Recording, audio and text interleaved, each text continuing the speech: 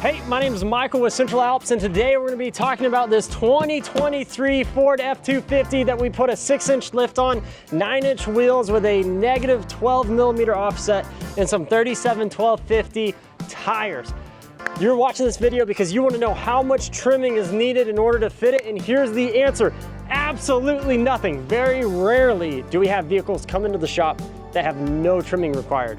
This truck, absolutely no trimming required whatsoever. 9-inch wide wheel, negative 12 offset, 37-1250 tire, and a 6-inch lift, no trimming required.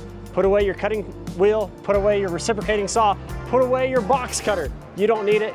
You can fit it, send it.